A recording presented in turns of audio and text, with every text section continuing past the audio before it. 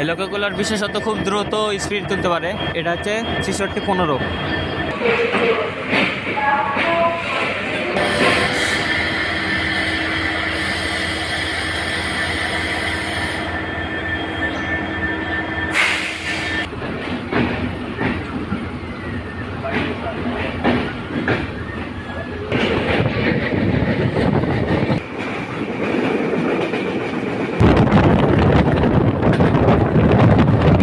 আব্দুলপুর এখন আমরা ক্রস হয়ে চলে গেলাম।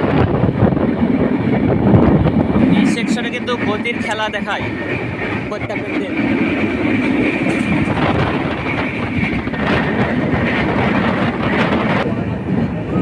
এখানেও কি ক্রাউড!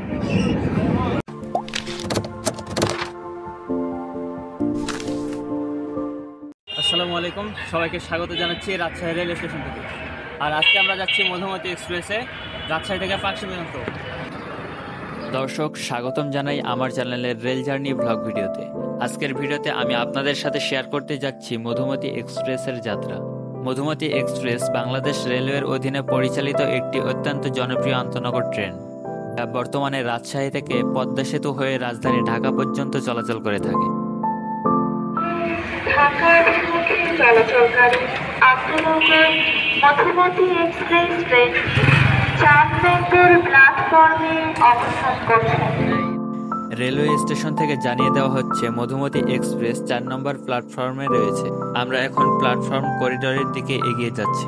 দর্শক, প্রধান ফটক দিয়ে ঢুকতে একটা ডিজিটাল স্ক্রিন রয়েছে। এর মাধ্যমে জানতে পারবেন রিসেন্টলি ছেড়ে যাওয়া ট্রেন এবং স্টেশনে আসা ট্রেনের অবস্থা। আর এ হচ্ছে রাজশাহী রেলওয়ে স্টেশনের ভেতরের অবস্থা। টিকিট কাউন্টারে খুব একটা ভিড় লক্ষ্য করিনি। সম্ভবত এখন যারা স্ট্যান্ডিং যাবেন তারা হয়তো টিকিট কাটছেন। এছাড়া সবাই টিকিট আগে থেকেই ক্রয় করে রেখেছে। কেউ অনলাইনে টিকিট করেছে, আবার কেউ কাউন্টার থেকে। তো চলুন আমরা প্ল্যাটফর্মের দিকে চলে যাই। 4 নম্বর প্ল্যাটফর্মের বাম সাইডে রয়েছে আরও একটি ডিজিটাল স্ক্রিন, যেখানে ট্রেনের ছেড়ে যাওয়ার সময় ও প্রবেশ করার সম্ভাব্য সময় দেওয়া রয়েছে। আমাদের মধুমতি এক্সপ্রেসের রাজশাহী থেকে ছেড়ে যাওয়ার সময় হচ্ছে সকাল 6:40। 4 নম্বর প্ল্যাটফর্মে ঢুকতেই দেখা যায় এলএসবি রেকের পাওয়ার কার পেছনে নিয়ে দাঁড়িয়ে রয়েছে আন্তনগর মধুমতি এক্সপ্রেস।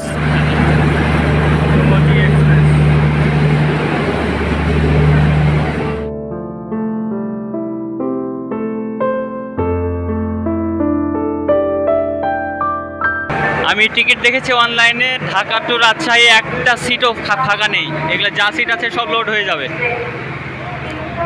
আর মাইকেও অনবরত মাইকিং চলছে, ঘোষণা চলছে কোন ট্রেন কোনটাতে আছে। এ পাশে আছে তিতুমির এক্সপ্রেস, যে রাজশাহী চিলাহাটি তিতুমির এক্সপ্রেস।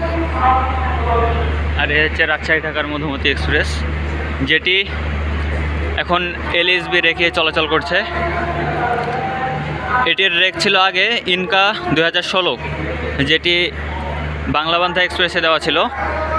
আর এখন যে রেকটি নিয়ে চলাচল করছে মধুমতি এক্সপ্রেস, এই যে 4 নম্বর কোচ, এটি হচ্ছে কপোতাক্ষ এক্সপ্রেসের রেক ছিল। মধুমতির রেকটাকে কপোতাক্ষ এক্সপ্রেসকে দিয়ে কপোতাক্ষর রেকটাকে এক্সচেঞ্জ করা হয়েছে।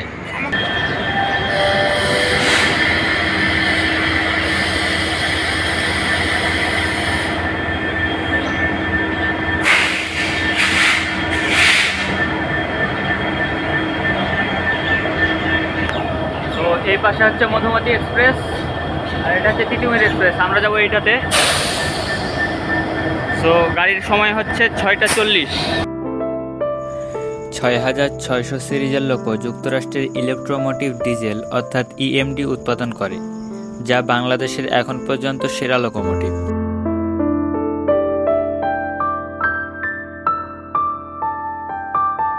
ইএমডি সিরিজের লোকোমোটিভ মানে আমার পছন্দের লোকের মধ্যে একটা এগুলো। WDM 3D সেটাও ভালো লাগে, তবে সবচাইতে 1 নম্বরে যে তালিকাটায় রাখতে চাই সেটা হচ্ছে এই ইএমডি। এই লোকগুলোর বিশেষত খুব দ্রুত স্পিড তুলতে পারে। এটা হচ্ছে 6615। এই লুকটা কিন্তু সেই লাগে, একটা দানবীয় লুক। আর এই যে বাংলাদেশের পতাকা,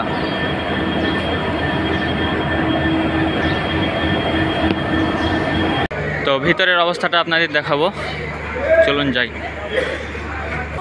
এটা হচ্ছে মধুমতি এক্সপ্রেসের LSB কোচের এসি রুম,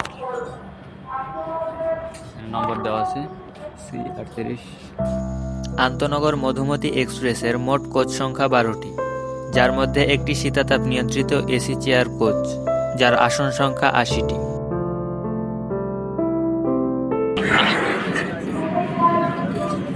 স্লাইড করলে খুলে যাবে। আর এই পাশে হচ্ছে জেনারেল কম্পার্টমেন্ট।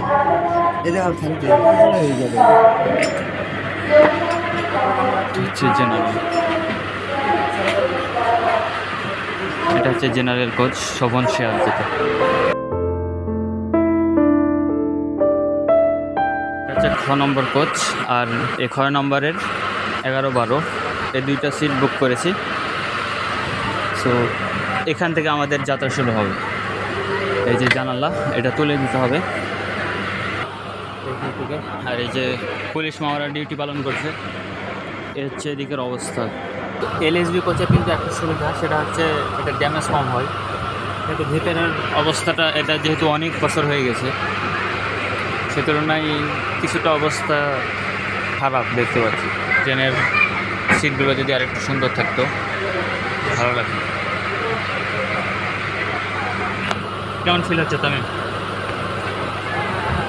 গরমের সময় তো অতটা ভালো না, শরীরের অবস্থা ভালো না, মানে আজকে গাড়ির জন্য রাত্রে সেভাবে ঘুমটা হয় না। সবাই কিন্তু আসছে নিজেদের সিট এসছে। আর মানে এখন বিশেষ করে ঈদের মৌসুম, এখন প্রচণ্ড ভিড় হবে। এবার এই ভিড়ের মধ্যে দিয়ে আমাদেরকে যেতে হবে। এখন পর্যন্ত যাত্রীরা সেভাবে ফুলফিল হয়নি। তিতুমির এক্সপ্রেস কিন্তু ছেড়ে যাবে এখনই। এই যে টান হয়ে গেছে, আমরা বসেই আছি, তিতুমির এক্সপ্রেস ছেড়ে দিল, আমরাও আসছি। যাও বাবা যাও। তবে খুব একটা আহামরি ভিড় দেখতে পাচ্ছি না তিতুমিরে, স্ট্যান্ডিং খুব কমই আছে মনে হচ্ছে।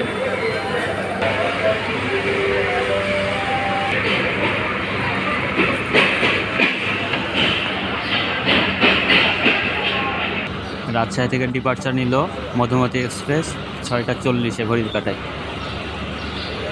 সো মনে হচ্ছে রাইট টাইমই হবে, রাইট টাইম ছাড়ছে, দেখা যাক। তবে মধুরগঞ্জের রেকর্ড আছে বিফোরে ঢাকা ঢোকার। আমরা পাখি পর্যন্ত সঙ্গী হচ্ছি। সামনের ফ্রন্ট ভিউটা দেখাই।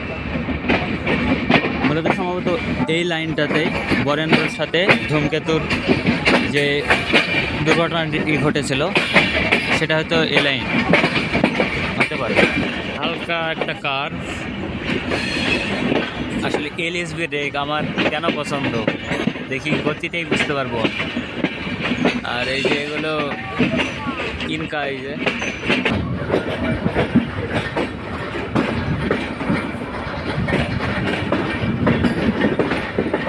রেলের শহর রাজশাহী।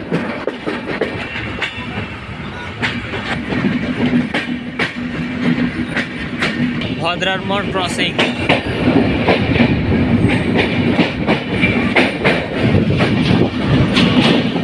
রাজশাহী প্রকৌশল ও প্রযুক্তি বিশ্ববিদ্যালয়ের সীমানায় ঢুকে পড়লাম।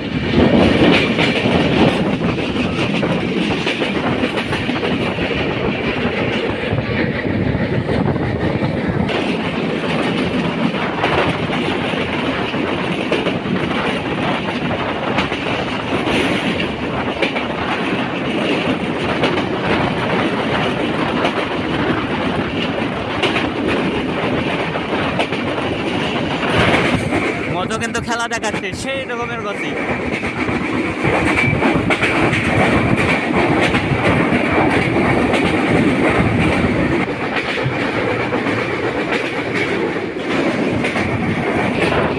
কোরিয়ান থ্রুবাস, কারণ এখন ঈশ্বরদী জংশন পর্যন্ত নন স্টপ ট্রেন, কোথাও থামবে না।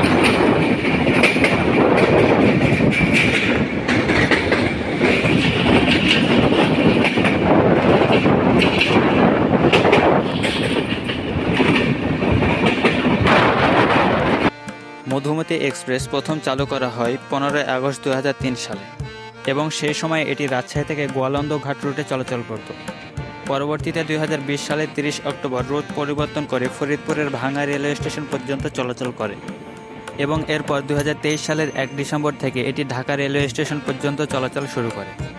মধুমতি এক্সপ্রেস রাজশাহী ঢাকা রুটের 5ম আন্তনগর ট্রেন হিসেবে আত্মপ্রকাশ করে এবং এটি এক বিশেষ গুরুত্ব বহন করে। আপনি যদি মধুমতি এক্সপ্রেসের এসি চেয়ার কোচে ভ্রমণ করতে চান তাহলে আগেভাগে টিকিট বুকিং নিশ্চিত করা উত্তম, কারণ সীমিত আসনের কারণে যাত্রী চাহিদা অনেক বেশি থাকে। কচ্ছপের গতিতে নন্দনকাশী রেলওয়ে স্টেশন ক্রসিং।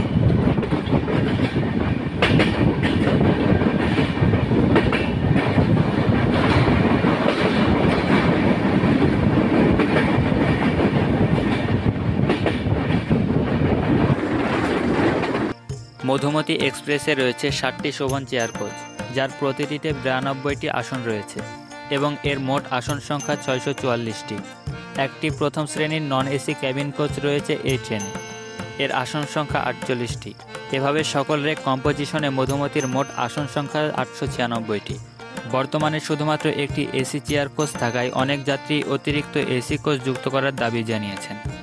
এই দাবিতে আমিও একমত। আমাদের ট্রেন এখন কচ্ছপের গতিতে আব্দুলপুর ঢুকছে এবং এটা থ্রুপার যাবে সম্ভবত, আর যদি ক্রসিং থাকে তাহলে হয়তো থামবে। একদম স্লো করে দিয়েছে। এই যে আব্দুলপুর।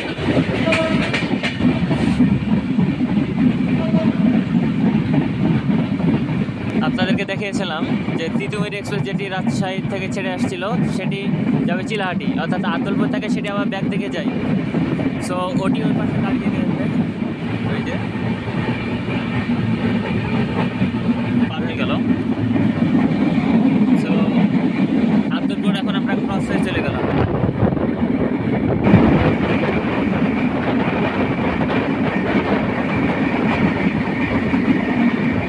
আমাদেরকে নাস্তা দেওয়া হয়েছে যে দুজনকে, হচ্ছে পাউরুটি সস সেম না। এই সেকশনে কিন্তু গতির খেলা দেখায় প্রত্যেকটা ট্রেন।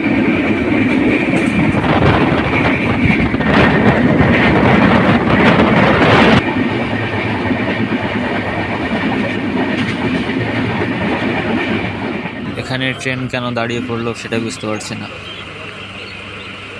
মধুমতি একটা প্যারা দিয়ে দিল, সম্ভবত ব্রিজের কাজ চলছে।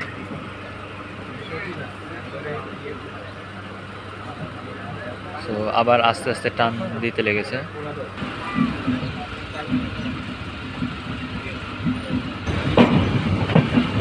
এই ব্রিজের জন্যই সব।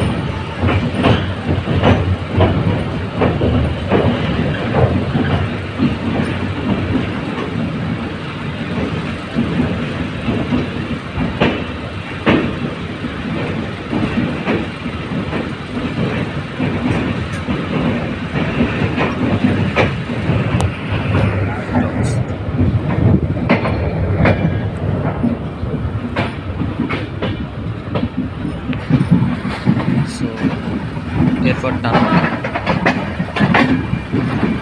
লোকোমাস্টার একটি হর্ন দিয়ে জানিয়ে দিলেন হ্যাঁ এবার টান হবে।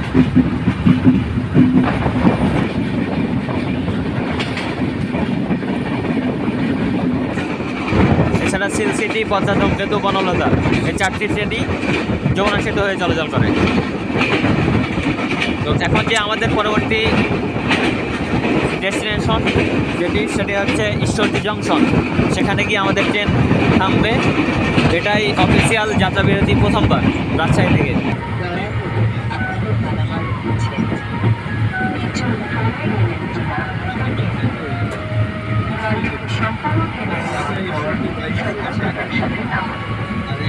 নিরাপত্তা থাকলে চলাফেরার জন্য ট্রেনের মাঝে ট্রান্সপোর্ট অথবা রাখার ব্যবহার আছে।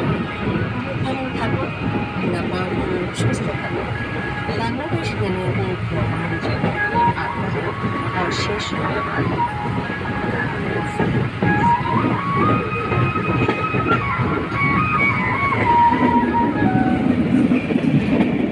রেলের শহর, একই সাথে আমরা বাংলাদেশের বৃহৎ রেলওয়ে জংশন ঈশ্বরদীতে প্রবেশ করছি। বাংলাদেশের পুরনো একটি রেলওয়ে স্টেশন এই ঈশ্বরদী জংশন। দেখুন রেলের শহর কেন বলা হচ্ছে, এই যে ট্যাঙ্কার মালবাহী সবই আছে। এছাড়া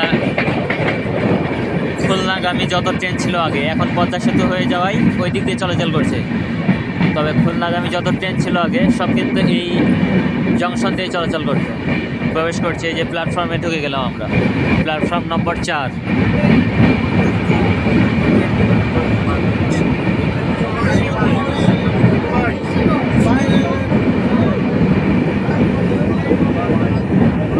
এখানেও কি ক্রাউড!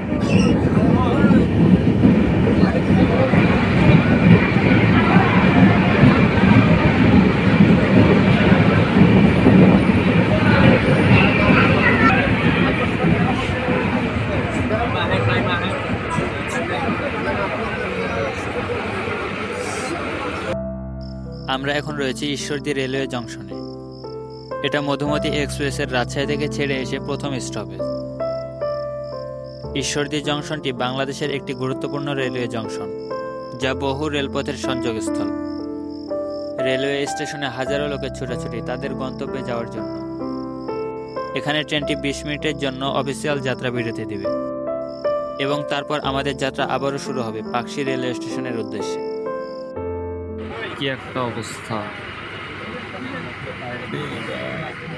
ফুল প্যাকেট হয়ে যাচ্ছে মধুমতি।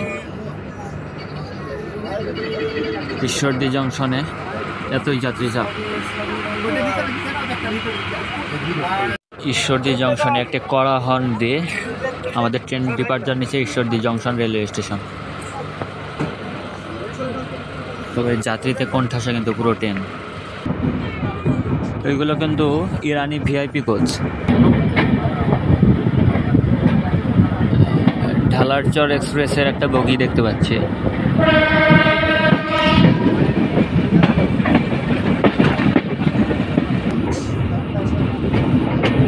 ঈশ্বরদী কিন্তু অনেক কারণে বিখ্যাত। এখানকার লিচু, এছাড়া ঈশ্বরদীতে অনেক কিছুই রয়েছে।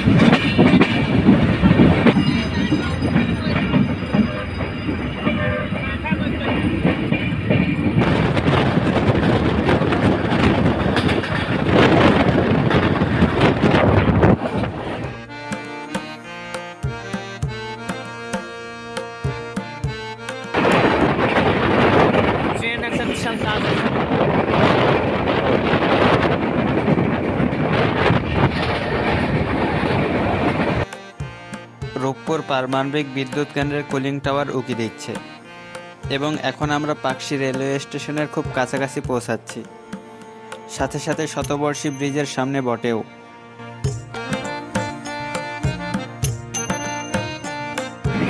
পাকশী আমাদের লাস্ট ডেস্টিনেশন।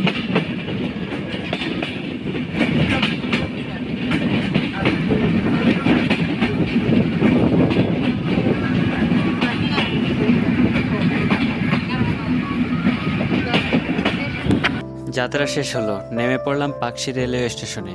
মধুমতি এক্সপ্রেসের এই যাত্রা ছিল অসাধারণ অভিজ্ঞতা। পাকশী রেলওয়ে স্টেশনটি বাংলাদেশের অন্যতম ঐতিহাসিক স্টেশন। এখানে স্থাপত্য ও পরিবেশ অত্যন্ত সুন্দর। এটি শুধু রেল যোগাযোগের জন্য নয়, এখানে আপনি দেশের ইতিহাসের এক গুরুত্বপূর্ণ অংশ অনুভব করতে পারবেন।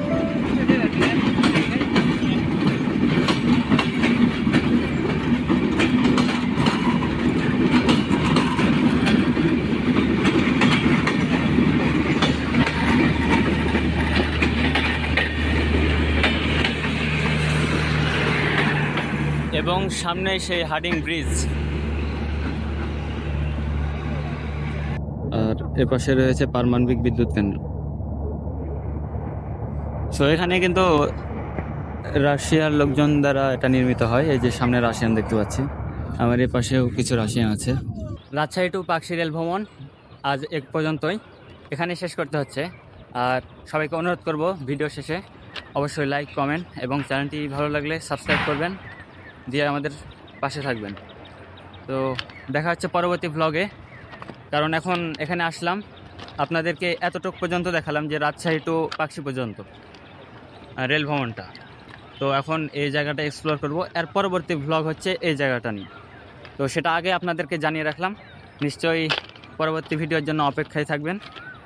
তো পরবর্তী ভিডিওতে দেখা হচ্ছে, সে পর্যন্ত সবার সুস্বাস্থ্য কামনা করছি। Tata, bye bye.